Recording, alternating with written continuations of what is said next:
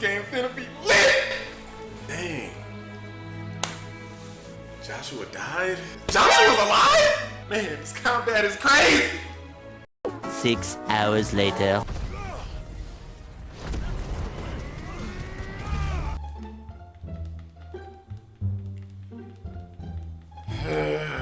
Waited a little longer, I might have been able to deal with things myself. Or maybe I wouldn't.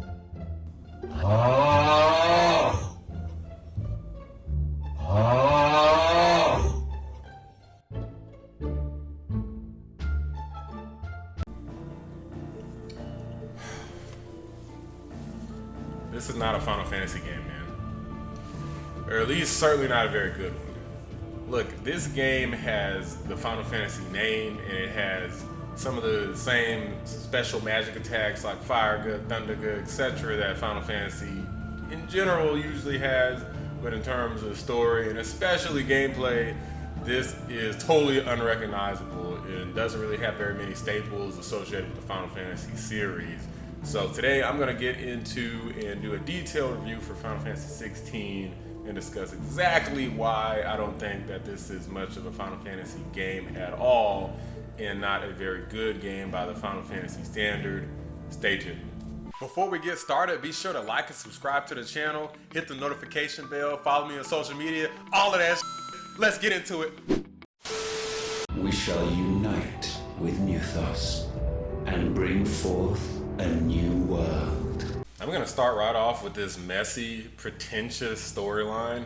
The writers of these stories must really love and simultaneously hate the concept of gods or something, because it seems like practically every Japanese RPG villain wants to just talk down to all the protagonists while simultaneously giving them the power to inevitably rebel against them and kill them.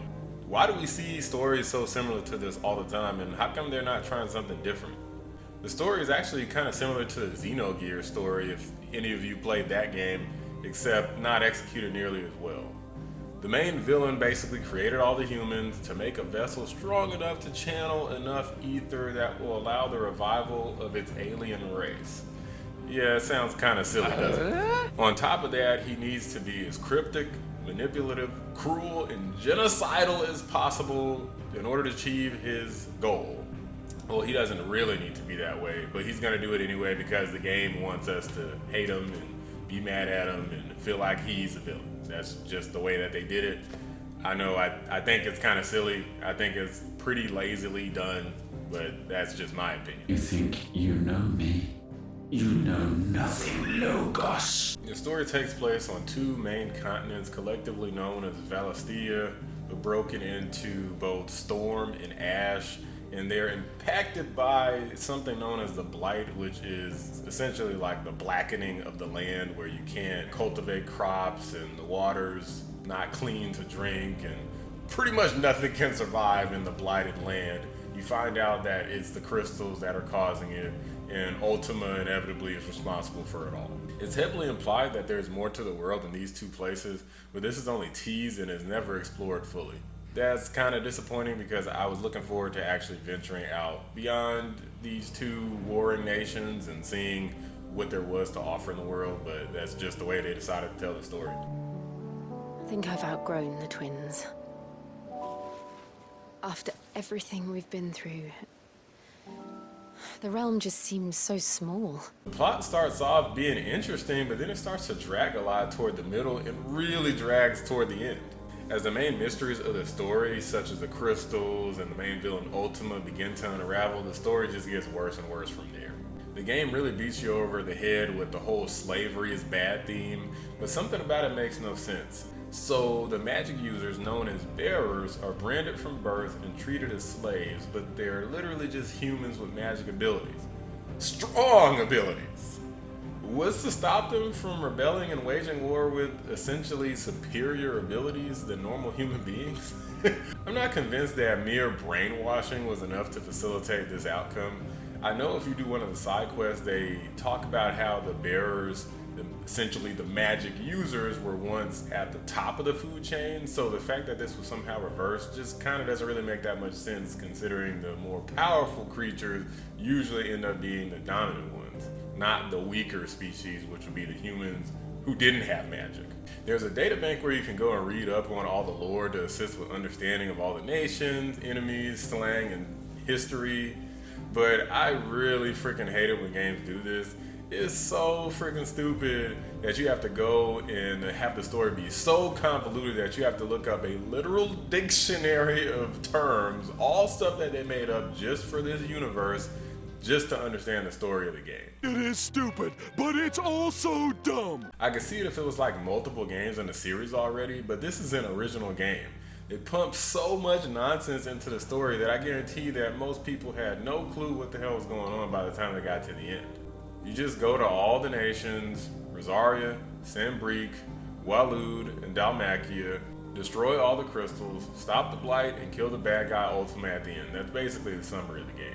All the other stuff was an attempt to add depth to the story that I'm pretty sure most consumers weren't asking for. The game's in conflict with itself anyway. How can you come up with a story that's so complex, ridiculous, and inevitably uninteresting, while simultaneously dumbing down the combat to nothing but a mindless button masher? It just doesn't make sense. It all deserves to die! Let's talk about the protagonists of the game. So there's only like 3 good protagonists in this game to me. It's Sid is number 1 character. Clive's Uncle Byron, he's like pretty freaking funny, I like him. And Dion. Dion's a freaking badass. Will you engage him personally, Your Highness? Of course.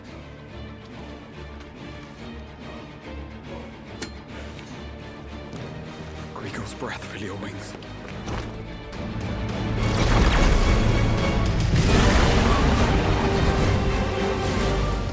Everyone else sucks and is boring as crap in this game, including Clive himself. Clive's boring, Joshua's boring, heck, even Jill is boring.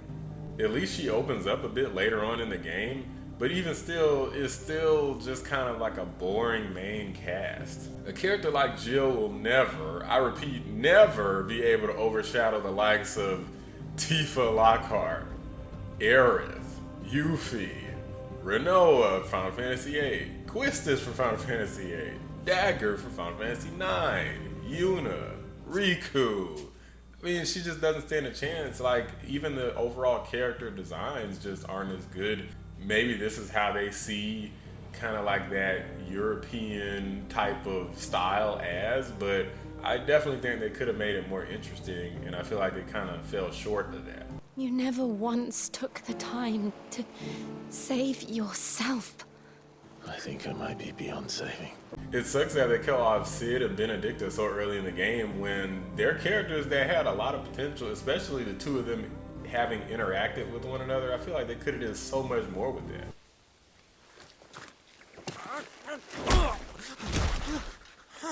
We move. I don't understand. Have I not proven loyal? It is true my liege values loyalty above all else. But were you not quick to betray your countrymen for the promise of coin? And instead of killing them, you lead the rat straight to us. Mercy.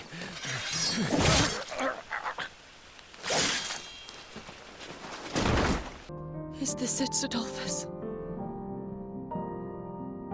My punishment for not listening to you?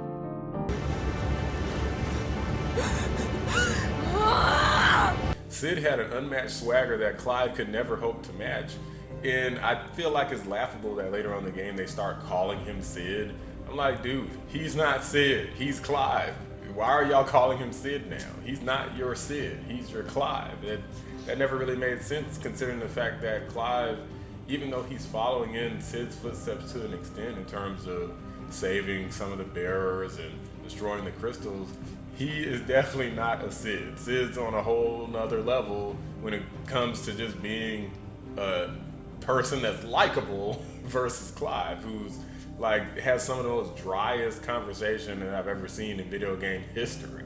Benedicta was just nuts, but had plenty of potential for development if they didn't just instead use her as a plot device for Hugo Cupta's revenge in this fixation he had on killing both Sid and all his followers. He said Sid paid him. No!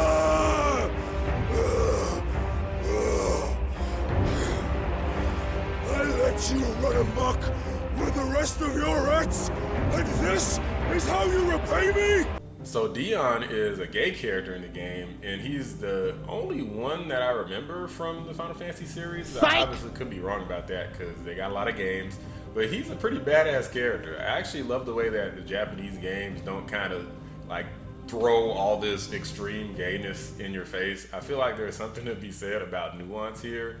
And even though they did make it clear that he was a homosexual character, he was a pretty freaking badass character regardless, which is one of the reasons I like him. I think he's like one of the best characters, actually.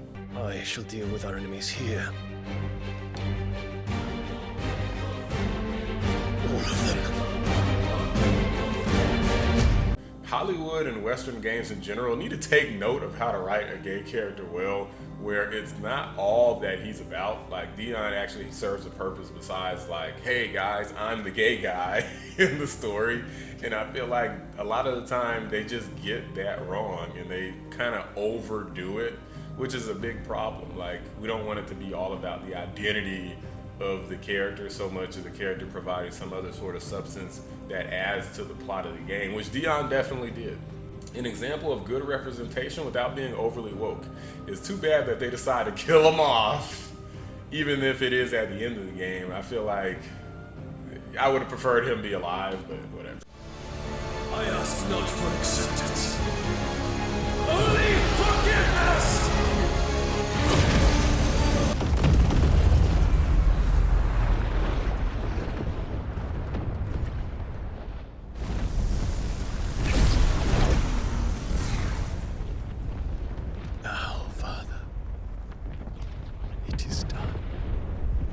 Clive's mom, Annabella, was a trader who sold both her sons and husband out in the Kingdom of Rosaria and is basically a partner to a stronger kingdom, Sambrique, because of bloodline reasons. She wanted them to have the strongest bloodline, or rather she wanted the Phoenix to have the strongest bloodline.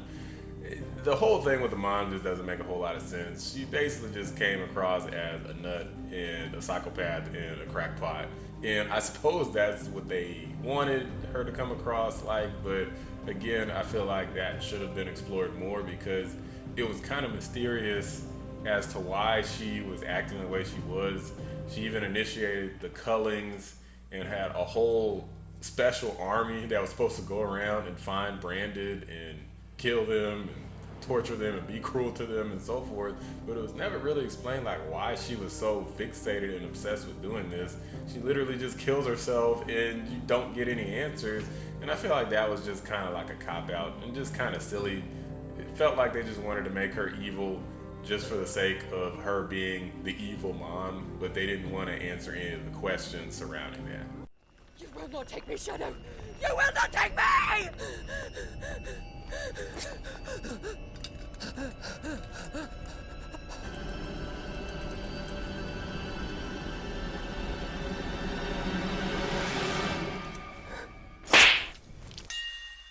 So Kupka is probably the best villain in the game because he was a strong, imposing figure with a lot of power politically and physically.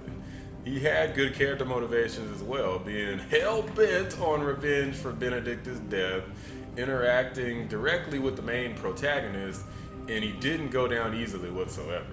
You literally had to fight this dude like 4 times that I can remember, all of which were incredible fights, arguably some of the best fights in the game.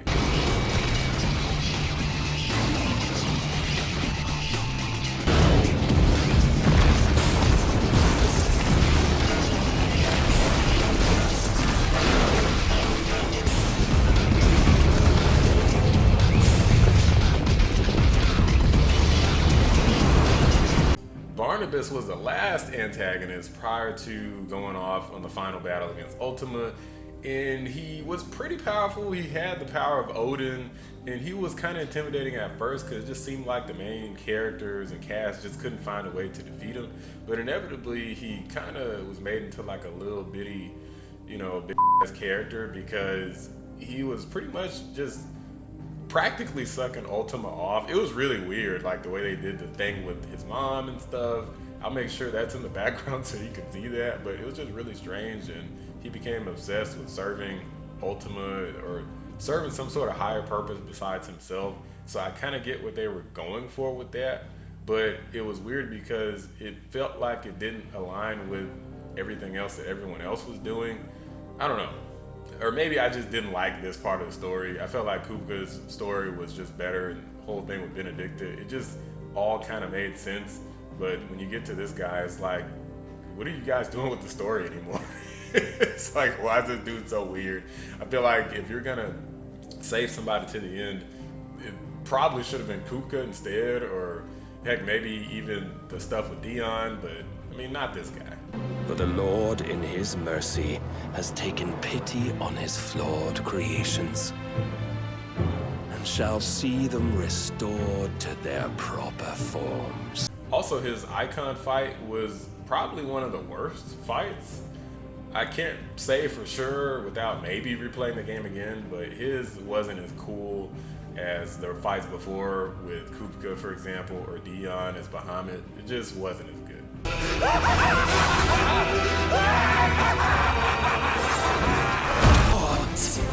it soars as it did the day I won Ash. So in the end, Dion dies and Joshua die. Well, at least they act like Joshua's gonna die, but there's some things about it that don't make sense, and there's some unanswered questions.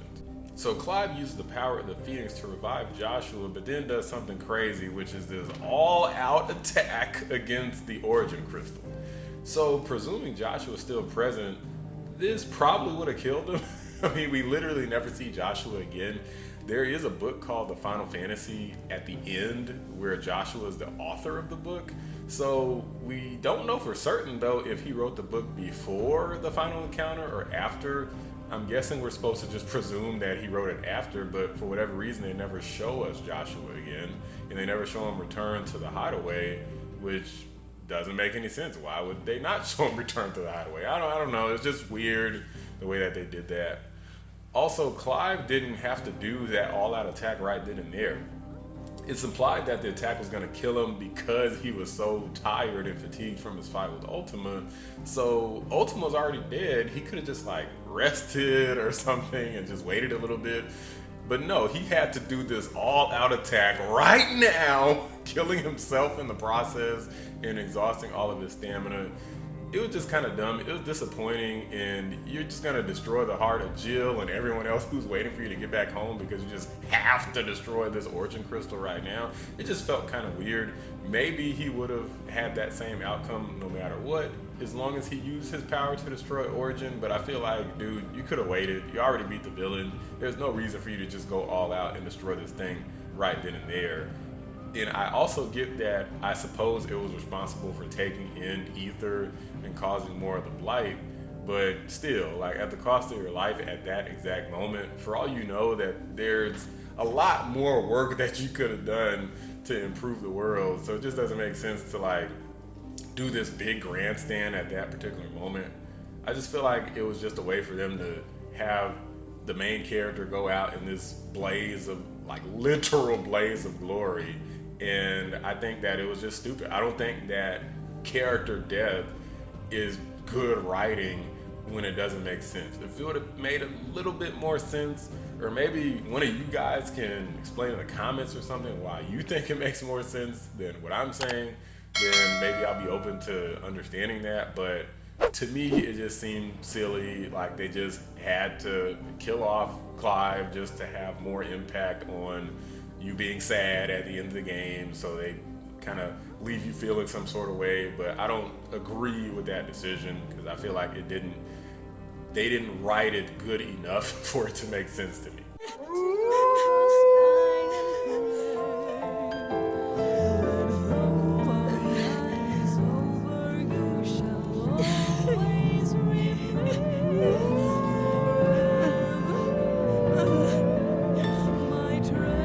So there's a ton of side quests in this game, most of which are a joke. There are some good ones, but majority of them are fetch quests. Go here, kill these enemies. This person hasn't come back yet. Can you help me go look for them? Some of them are actually even baked into the main quest. Like there's a time where you have to like go get parts for like your ship and stuff like that, or you have to go and see what types of problems people have, and you have to go and figure out what their problems are and how to solve them. And it's usually just go and kill some monsters or something like that. It's like the same old thing, and again, some of it even baked into the main quest, which I found to be really strange because the main story of the game is already pretty lengthy. I don't really feel like they needed to add like filler stuff into the game, and I almost can't believe some of the stuff got past like QA. You know, the quality assurance teams or something couldn't say like, hey, people may not like this part of the game, it's kind of boring, can we like do something else? There's like a million side quests as well, which makes it even worse, and only like maybe 3 of them that I can recall were pretty decent. For example, Blackthorn's friend, there's a side quest where the smithy in the game's name's Blackthorn. You have to go and find his friend and eventually kind of rekindle or repair their friendship, and then you get like one of the best weapons in the game, and then after that you can create or craft an even better weapon, presumably with these 2 working together again. There's also a Lost Wing side quest where you go alongside Quentin and go on his little revenge plot, and it's kind of sad the way that ends, but it was still kind of intriguing.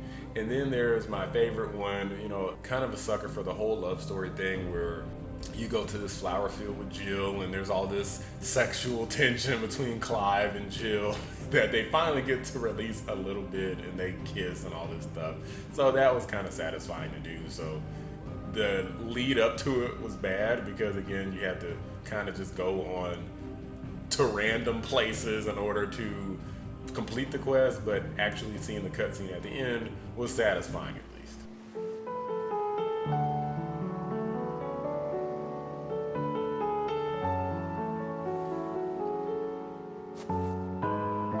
It's exactly what I needed. They do have monster hunts, which are a pretty good addition, I'll say, but unfortunately it's mainly just enemies that you've already defeated, or in some cases bosses that you've already defeated before, but like a harder version. So they might have like increased stats, or one attack that they used previously is now like amped up to be like way crazier than before or something like that. So it's kind of cool, but there's really nothing new to see here, I don't think. I'm pretty sure every single hunt that you go on is just the enemy that you fought before at some point in the game. What they should have did with a lot of the side quests is went into much greater detail about the Fallen.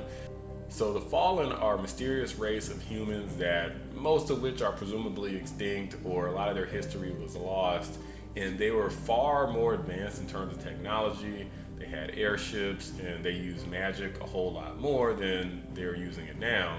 So they really didn't explain much about the Fallen. I've read everything that there is in the whole data bank from tomes, and there wasn't really much of an explanation. They explained some things, and there's like this giant crater in the game, and they explained why that giant crater's there. They said there was like an old crystal there or something, and they used some sort of weapon to destroy it or something, and it created a big old crater. But they don't explain like how all this damage could have occurred, and none of that technology survived, or at least I don't remember them explaining that. Maybe I have to go back and read it again, but I'm probably not going to do that. So they probably should have did a better job explaining it, because I shouldn't have to like hunt that information down. I feel like since the Fallen were a critical part of the game in terms of the lore, they really should have did a better job explaining who the heck these people were and their relevance to today's story. They didn't do a good job of that, and that's one of the reasons why I feel like the story in this game is so poor. I don't like this.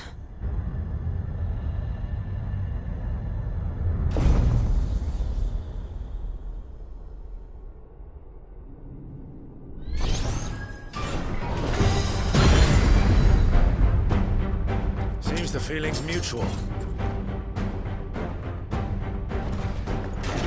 There should have also been additional dungeons. So as far as I can recall, there's a couple new places to go on side quests, but there's not like a level of like a whole dungeon. Like for example, it's not gonna be like Elden Ring or Legend of Zelda where it's like pretty much endless side dungeons. So the game isn't like this big crazy open world, and I don't really want it to be a big crazy open world, but I would have liked more options. For example, when you go back to other Final Fantasy games, there's like unexplored caves and dungeons and stuff that you can go to that are optional in like almost all of the games, like even the very linear games. So why don't they have that in this one? It just seems like a missed opportunity. I don't know why they didn't take the opportunity to make some of the side quests better. It almost seems as though there was like a main quest team and a side quest team, and they didn't want to get in each other's way or something, so they didn't actually add anything very relevant in terms of side quests. Turncoats and cowards, the lot of you! They also should have probably had new enemies instead of just the Akashic enemies. So the Akashic enemies are the enemies who have absorbed a bunch of ether, and whenever you absorb too much ether and you're a mammal, then I guess you like lose your mind and become stronger or whatever. So there's a bunch of these enemies, but they're basically just reskin enemies. It's kind of a somewhat admittedly clever way to reskin enemies and just make them stronger than the previous ones. But inevitably, we all know what this is. It's their lazy attempt at reskinning the enemies so they don't have to make new modeled enemies and new attacks for all the enemies and new animations and all this stuff. So we get that, but there should have been like at least something. They also didn't really include some of the classic enemies. Now they do have a few, such as like Flans, and they have the Marlboros, they have the Behemoth and stuff like that, but they're missing two of the most iconic enemies from all of Final Fantasy, which is the Cactuar and the Tonberry.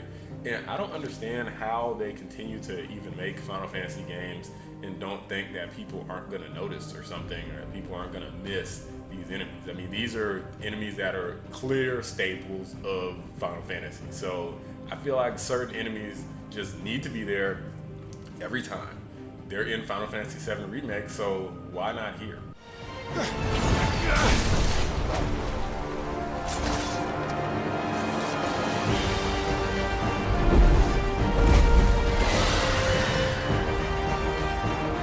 There he is! Don't let him escape! Kill the deserter! Now let's talk about one of the most dissatisfying parts of this game, the combat in the game. Now don't get me wrong, the combat is kind of fun. Apparently they went to the same folks or some of the DMC developers or something that do the combat for this game. At least that's what I heard. Don't crucify me if I'm wrong, but I heard something like that. I mean, you can tell it's definitely something like that, because the philosophy they went with in this game was about dodging, blocking, and parrying primarily, and cool over-the-top attacks with big hit counters and all this stuff. So there's so many problems with this. Where to frickin' begin? It's all real-time combat, which in general is a good direction for the series and most RPGs to go. So I'm in agreement with that. You don't have to have it be turn-based. Dodge mechanics and parrying and blocking work well for the game, but it was extremely easy. I literally didn't die a single time in my playthrough of this game, which is practically unheard of for Final Fantasy games. There is no party system, so you do have party members technically, but it is not the same as it was previously, so you can't change party members. You use Clive and use all his iconic abilities, and that's it. So you have your dog Torgal, and he does, you know, whatever he's gonna do. He's gonna do like attacks, and eventually he powers up and becomes Fenrir and does all this magic and stuff. But you have like no control over that. He just kind of just does what he feels like, and the only thing you can do is tell him to attack or to heal. That's pretty much all you can do. You also can have a couple other party members join you, such as Joshua and Jill, but again, no control. They do whatever they want to do. I feel like, why not just let you switch to them and just do a couple magic attacks or something, just to make you feel like you're doing something. Instead, you just feel like you have no control, and it gets old using the same iconic abilities over and over and over and over again. As you progress through the game, eventually you're going to unlock iconic abilities for Ifrit, Shiva, Odin, Bahamut, Titan, Phoenix, and Rama. Each has their own set of abilities. Some of them are pretty awesome, not gonna lie. However, some of them are just awful, terrible, trash. like Bahamut's Mega Flare, where you have to sit there and just wait and wait and wait until the meter goes up. So you can also dodge, and that'll make your meter go up faster, but you have to wait until the enemy initiates an attack. And sometimes they're just not going to do anything. They might just stand there, so you're just waiting for the meter to go up. And when you finally do it, the payoff just isn't there. It's just a dumb mechanic. They should have never put something in where you have to wait for a timer like that to go up. And you can't attack or do anything. You just have to sit there and dodge. It's a stupid ability, man. Also, the Zantetsuken. Zantetsuken should have been like one of the most awesome moves in the game. It is extremely damaging, but they didn't make it slice enemies in half and do an insta-kill like in other games, which they should have. They should have just let you insta-kill the enemies, because in the game you have to like do certain things before you're even able to charge up Zantetsuken. And it's a pain in the ass. Like, the moves that allow you to charge up Zantetsuken can be interrupted, they can be dodged. It's just ridiculous how many layers and barriers to using Zantetsuken that there are. And then when you do it, it does take up massive damage, but it just doesn't feel satisfying. I want to see enemies sliced in half. They should have found a way to make it work, and they didn't. And this is like one of the last abilities that you get, so it's all the more disappointing when you finally get there and you're like, wow, this kind of sucks. The best moves in the game are Shiva's Diamond Dust, which totally destroys the enemy's will meter, allowing you to break them and do massive damage to them. And it recharges pretty fast, so it's kind of cheap. Kuka's Wind Up Punch is extremely powerful, like absurdly powerful. So I love using that move. Definitely one of the best in the game. Very few drawbacks to it. And also the Giga Flare from Bahamut. Not to be confused with the crummy charge up Mega Flare. The Giga Flare is actually useful, and you're totally invulnerable while you shoot it, which was a good decision, but it's very, very cheap move. So if you find that right combination, you're just gonna totally just blow through the game by the time you get to the end. So the enemy variety in this game is kind of weird. I'm not sure if it's good or not. I guess I didn't feel like I was always fighting the same thing, so I suppose it's okay. But I did feel like some of the enemies were kind of silly. Like, you have to fight like bees and spiders and generic wolves and stuff. But they do have some other cool enemies. You fight a lot of different types of soldiers that have their own unique abilities. And there's dragoons who use like the jump ability and the Mirage Dive, crazy Mirage Dive ability, which is freaking awesome. There's also the Echo enemies, which is like Ultima's henchmen from the Age of the Fallen. So again, we don't know if the Fallen created them, if Ultima created them. I mean, who the heck knows? But we know that these are some unique enemies as well, and they're pretty cool. So there's a decent enemy variety, but again, they're missing the Tomberry, the Cactuar, and I feel like it should have been at least side quest or something. But I would have definitely took off points for them not being in the main quest, but I feel like they should have found a way to include them in the game. So a little disappointed by that, but I feel like the enemy variety overall is pretty good. Anyone having second thoughts? So I'm getting into the worst part of the combat. There's like no real depth to it. There's no RPG depth. There is no Final Fantasy depth. There is just dodge attacks. There is block attacks. There is be invulnerable to attacks. And I mean, you can jump over attacks. I mean, that's pretty much it. I don't think you can jump over stuff in games like Final Fantasy VII Remake. I'm pretty sure you couldn't jump in that game. So that's one additional thing that you can do. But beyond that, there's so much stuff that's missing. You can do stuff like increase strength and increase defense with items, but they're missing so many statuses.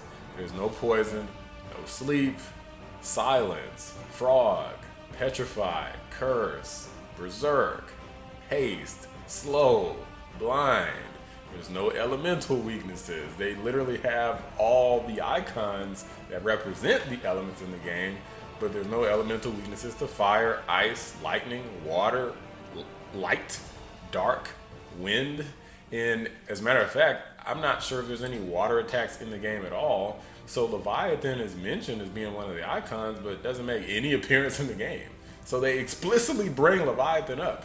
I'm like, why do it if he's not in the game? All these elements exist in the game, but they just serve no combat purpose, unlike literally every other Final Fantasy game. When I did my initial impressions video of Final Fantasy 16, I specifically said the combat was fun, but I was hopeful that there would be more depth in the end. Final Fantasy VII Remake was very successful and had all of these things combined with good real-time combat. So why the hell would you dumb it down to this level? It's like, who out there said that Final Fantasy combat was too complex and difficult to play in the past? Most people don't like RPGs because they don't think that they're interesting and they think that they're not fun. They don't want to do turn-based combat. They don't want to sit there and read dialogue and watch movies in their games and stuff like that. I don't remember anybody saying, well, even with real-time live action combat, that it still was boring or still too complex. Like, that didn't happen. Like, did you guys not see how successful Elden Ring was? I mean, that game is hella confusing to play and understand sometimes. I mean, you gotta factor in the character's weight if you got too much gear, and there's so many different statuses and so many different attributes of each character build and all sorts of stuff. Still one of the highest sold games, so I'm like, you didn't have to like dumb it down to this level. The combat can be fun for like maybe 5 to 10 hours, like a classic Bayonetta or Devil May Cry or even the classic God of War games, but it's not fun to keep doing the same things for 50, 60, 70 hours worth of gameplay. The only reason why the combat gets any sense of a passing score for me is due to the crazy boss encounters, especially the iconic boss battles. I already mentioned the Kupka encounter earlier, but the fight with Typhon was actually pretty cool. So I literally put up a YouTube video talking about how awesome, well, I didn't talk about it, but I did put up a video to demonstrate how awesome this boss fight was. There's some other noteworthy ones too, like the Benedicta fight with Garuda, Dion's fight with Bahamut, and there's the Ultima fight at the end, which was also freaking awesome. You also have some other smaller boss fights that are not the iconic boss fights, that are kind of the normal boss fights, which have awesome music as well as just kind of crazy abilities that you have to dodge and try not to just get totally murked by. But again, dodging is pretty easy even without the auto dodging and all this stuff on, but is a great spectacle and can be a lot of fun fighting the bosses. It's just that the enemies are what the problem is, and that's where most of the repetition comes in. Some particularly noteworthy ones were like a fight with the dragon, and then there's also a fight with the behemoth.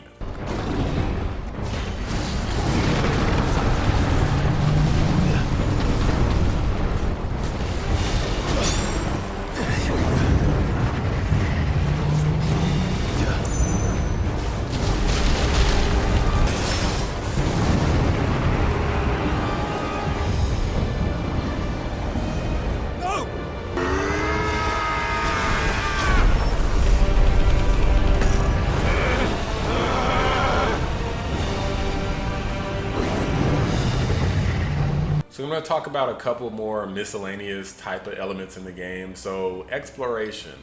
Can you really explore in this game? Sorta, but not really. So there's some areas where you can go to and find some hidden things, and I'll get into detail about some of the things that you can find, but just the general exploration. You can ride chocobos to help you kind of move around faster. You can use quick travel and stuff like that. So you're not always just kind of going in a straight line. However, the character walk speed does suck. So when you're in certain places, you have to just go the normal speed, and his walk speed is terrible. He runs, but it just seems like he's just so slow. I'm like, why wouldn't y'all just give us an option to just speed him up or something? I don't know. It just was weird because sometimes they'll literally tell you, hey, can you go here? Hey, can you go there? So you'll literally just be running back and forth to all these different places, and you can't speed him up. And it just sucks sometimes. There's no mini games in the game to break up the pace, so you can forget about anything fun. There's no card games, you know, there's no other types of like chocobo races. There's just nothing on the side that's really just this fun little thing to do. You don't have anything like that. No pull-up game like a Final Fantasy VII Remake or anything like that. No really crazy over-the-top stuff like the cross-dressing in Final Fantasy VII. So there's nothing like that in the game. So it's just play through the game, do combat, watch the cutscenes. That's it. Graphics are pretty good, nothing incredible. Soundtrack is pretty A tier, but like a lot of games in this current generation, not super memorable. In particular, the boss battle music is like one of the best, and I would say all the boss fight musics are good. So those are great, and some of the dungeon musics are pretty good, especially toward the end. There's like a Phoenix Gate temple, the music there is good, where you go to face off against Odin before you actually fight him. It's like a dungeon. That place has awesome music, and also before the first boss encounter with Ultima, music there is good. But a lot of the dungeons, the music isn't that great, so it's kind of hit or miss. But I will say overall, the quality was there, just needs more memorability going forward. I really hope that they take this into consideration. Like, I feel like the soundtrack from Final Fantasy VII Remake, again, yes, I am going to continuously make these comparisons. It is what it is. But I do feel like the music from that game was a lot better, probably because they're copying and remixing previous soundtracks. Then again, there are their own unique tracks in that game as well that were some straight bangers. So I think it maybe just is the style of this game as well, kind of held it back a bit when it came to what fit the mood for certain places in certain events in the game. But I will say overall the soundtrack was pretty good.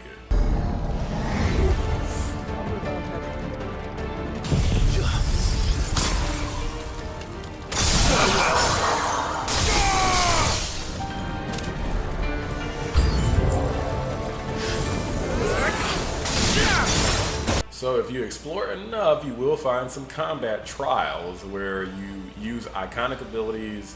You use one iconic ability per combat trial, and they're actually pretty fun, especially if you're not familiar with using some of the iconic abilities. You have to basically master them in order to complete these trials successfully.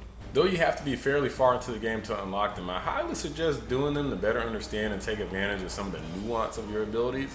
It's not really necessary to master the moves in order to beat the game, but to me it makes it way more fun if you really know what you're doing. You also unlock a harder version of these challenges later after beating the initial challenge, so you can really put yourself to the test, so at least there's some replay value here. There is a new game plus once you beat the game, and there's a hard mode called Final Fantasy mode. So supposedly there are some new challenges, but this game's already long and repetitive, so I'm definitely not going to play through the game again. It is kind of sad that we have games like Star Ocean and Final Fantasy VII Remake that had this incredible real-time battle system, owned by the same company, by the way, with plenty of complexity and strategy involved in the combat, that has essentially developed into a button masher in 16. Hell, even games like Kingdom Hearts 2 had more strategy involved, where you needed to do and think a lot more in order to be successful. They claim that the enemies take up more damage in this new mode, but that just means you'll have to perfect dodging almost all enemy attacks, which, trust me, is not that difficult, with the exception of a few really crazy over-the-top magic attacks that bosses use, and even those you can just move out of the way of, I believe, all of them. They have these easy mode rings that you can put on that are somewhat of like a disgrace to include in the game. I understand the need for accessibility for people like with handicaps and disabilities and stuff, but I mean, come on, like auto dodge, like, you know, easy dodge is one thing, but there's literally like auto dodge, like it just literally will just dodge for you. There's auto attack. I mean, you pretty much can have the game play like by itself, or it's not exactly auto attack. You still have to press the button, so at least they didn't pull a Final Fantasy 12 on you. But it'll do complex attacks and stuff for you instead of you having to actually think and press maybe more than one button. So you literally can just press square. It literally says like, yeah, just press square and we'll do all the stuff for you. It's just kind of a joke, and I understand what they're trying to do. Maybe they're trying to like win awards for accessibility awards or something like that. It does seem like something that Square Enix would do. However, I mean, they literally already got made fun of by game journalists for including some of these features, and even though they're the main ones who complain and ask for features like this, I just feel like, dude, just make a good game. I mean, if you want to add some accessibility features, I suppose I can understand, but it probably shouldn't have been in the form of rings.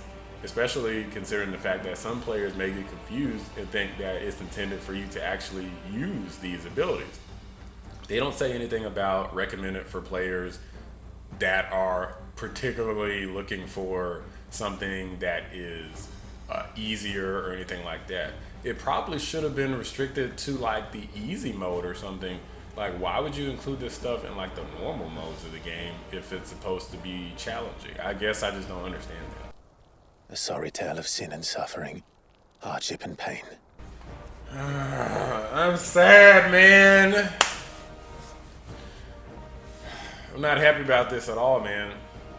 I wanted this to be good. It's not bad. It's not bad. It's not bad. I really thought they'd get it right this time. Really did. Games like Final Fantasy VII Remake prove that they know how to do it. But they just don't want to, it seems like. They are continually making every Final Fantasy game something different each time. All the numbered games is like, boom, something different. Boom, something different. It's like, guys, find a formula. Find a good one and make sure it works. And stick with it. Like, just keep making games that are like really good and improve upon that formula. Don't like just, oh, we found something that works. Boom, just change it to something else. Like, I don't get it. How did you end up making this just Final Fantasy easy mode? Like, that's basically what this game is. Convoluted story, easy mode combat. Most of the characters suck except like Sid and Dion and, you know, the other one, I think, you know, the uncle. I mean, Byron the uncle. I mean, it's problematic, man. It's disappointing. I'm not getting hyped for another Final Fantasy main number game. I'm just not doing it. I have to learn my lesson eventually. I have to. And no, I mean, if you enjoy the game, it's all good. It is what it is. I didn't enjoy the game that much, especially after, like, I played the demo and I loved the demo, but eventually when I played the full game, I started just getting bored. And it just was dragging, and I didn't even really want to finish the game at a certain point. I'm like, man, I'm getting bored as crap. I just kind of wanted to see how it ended, so I probably would have finished it regardless if I was making this video or not. But man, they just sucked all the fun out of the combat. I want some status effects. I want to like think. I want to strategize. I don't want to get hit by a Marlboro bad breath and then just get damaged and not get poisoned and whatever else is gonna happen. Like, I want an enemy to freaking enchant me or something and make me attack another party member or attack myself or put me to sleep or blind me or something. Like, why can you hit birds with earth-based attacks? Ooh. Since when? Like, come on, man. I mean, I just can't anymore, man. Final Fantasy 17, I'm not getting hyped for it, okay? I'm not getting hyped for it. I'm not falling for it. Even if I play a demo, the demo's good. I'm going to assume that whatever I see in that demo, that's the game. Final Fantasy 16, I assumed that it was going to be more than what the demo was in terms of the combat depth. I was wrong. This isn't Final Fantasy. It barely is. It's certainly not Final Fantasy formula. This is a formula that they should not come back to. Let us explore the world map. More than 2 continents. Please, for the love of God, make a good villain for once. Like, or for twice. They had good villains before. 6 through 10, I think, were pretty good. Ultimisia was kind of weird, but I still liked her. Some folks in the comments pointed out it's been 20 years. 20 years since Final Fantasy X came out. And they're right. So it actually wasn't 10 years, like I said. It was 20 years!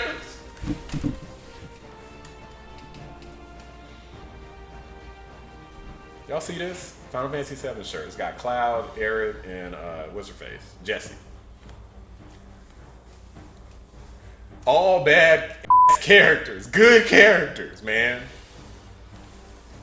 You guys can do it again at Square Enix. I know you can. Stop with the pretentiousness. Stop with the overly convoluted stories. No dictionaries in the game. Keep it simple enough and complex enough to where freaking middle schooler can understand it, and an adult could appreciate it. Okay, adults liked Final Fantasy VII. Middle schoolers like Final Fantasy VII. Bring us together again. Is middle schoolers loving Final Fantasy 16? That would be like the weirdest thing ever. If I was in school, I would have been like, man, this game's boring, dog. I'm like, I'm gonna have to go play Star Ocean or something. Look, y'all. Let me know what y'all thought. I'm sad, man.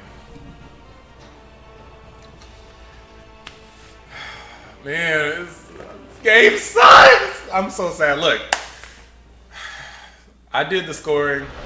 6 out of 10. That's my score. I actually put everything, I mapped everything out. I was like, okay, I give this a 5. This is a 6. This is an 8. Like, I gave the music like a really high score. And it came out to a 6. So I'm trying to put like literal math behind it. Came out to a 6. Let me know what y'all thought. I'm sure a lot of people are like, man, this game's great. You're crazy. Thumbs down. Like, hey, do what you gotta do, player. But look, if you enjoy, if you agree, thumbs up. Let me know. This is not Final Fantasy. I want it to be better. They can do it, and they proved it with 7 Remake. They proved it.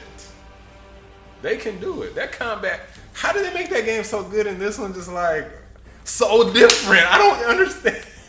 It's like, do the dev teams like not like communicate? It's like there's 2 different.